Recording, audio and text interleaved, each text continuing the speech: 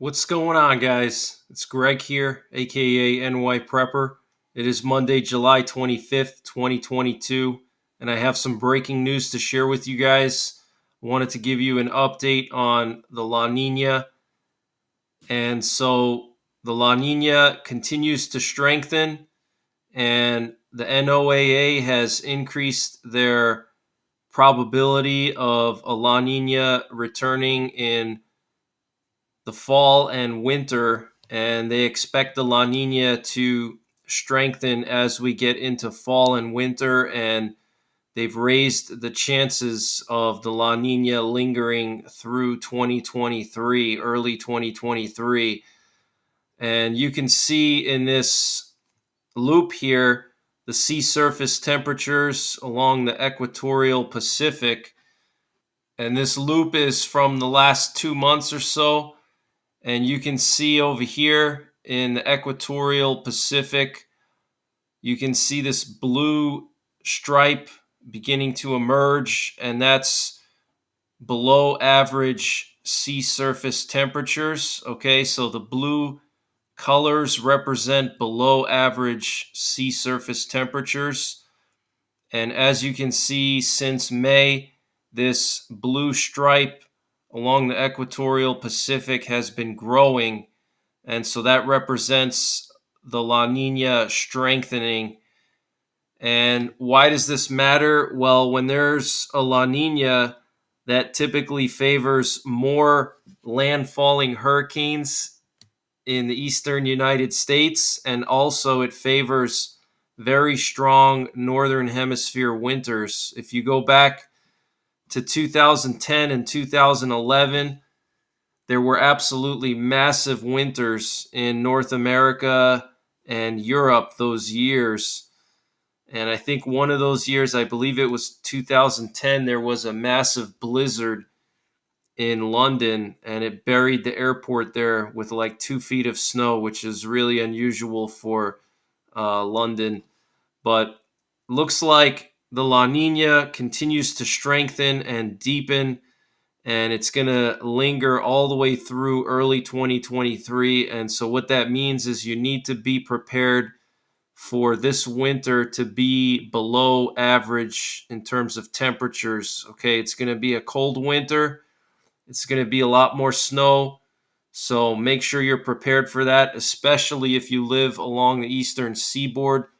You're going to have to deal with nor'easters. There's going to be much more nor'easters.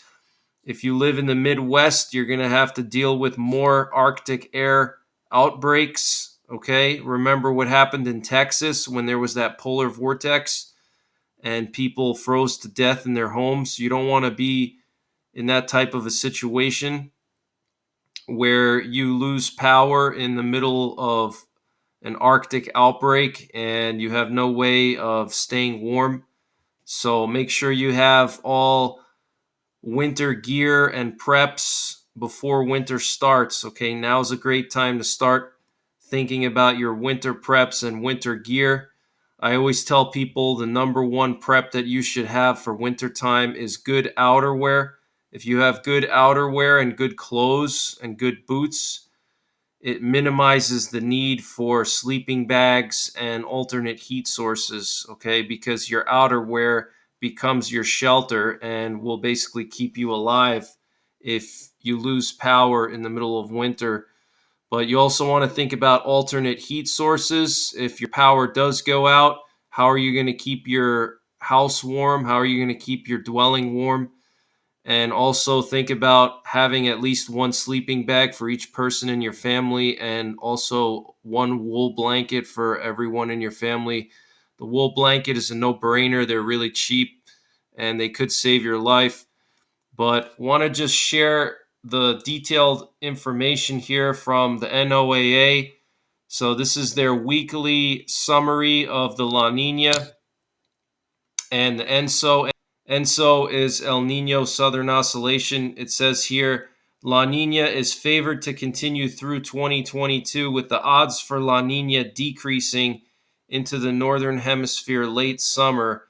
60% chance in July through September, before increasing through the northern hemisphere fall and early winter, 62 to 66% chance. Okay, so they're at a 60% chance of the La Nina continuing through the rest of summer and 66% chance of the La Nina increasing through fall and early winter.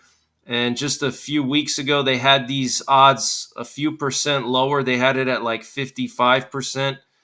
So now that they're at 60% plus, we can pretty much conclude that there's definitely going to be some kind of La Nina this fall and winter. And again, like I said, that favors Arctic air outbreaks, which could penetrate as far south as Florida and as far east as Boston.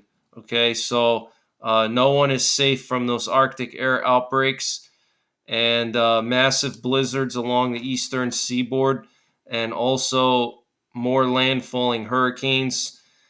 And what you're looking at here is just the last 12 years of the sea surface temperatures for each month of the year. And you can see since 2020, we've basically been in this extended La Nina pattern. And the last time we've seen that was 2010, 2011. And those years we had really strong winters, lots of blizzards, lots of snow. In the northern hemisphere. So looks like a repeat of 2010 and 2011. But you could see starting in late 2020, the La Nina started and it strengthened to minus 1.3 degrees below average, which is considered a strong La Nina. Anything 1 degree Celsius or cooler below average is considered to be a strong La Nina. Okay, so pretty decently strong La Nina in late 2020, and then it kind of faded out in 2021, and then it returned late 2021, and it's now lingering through the summertime. Okay, you can see it's lingering here through mid 2022. But that's pretty much it, guys. Wanted to share this with you. We are about to enter the peak of the hurricane season, and the NOAA and National Weather Service have predicted an above average hurricane season. So make sure you're prepared for that. And then afterwards, make sure you're prepared for Arctic air outbreaks this winter, lots of snow, particularly if you live in areas from Boston all the way down to Richmond, Virginia, anywhere in between. You have to be on high alert for blizzards, coastal storms in the wintertime that could dump a lot of snow, and Arctic air outbreaks penetrating as far south as Texas and Florida, all the way down to the Gulf of Mexico. We could see a lot of Arctic outbreaks this winter, so make sure you're prepared.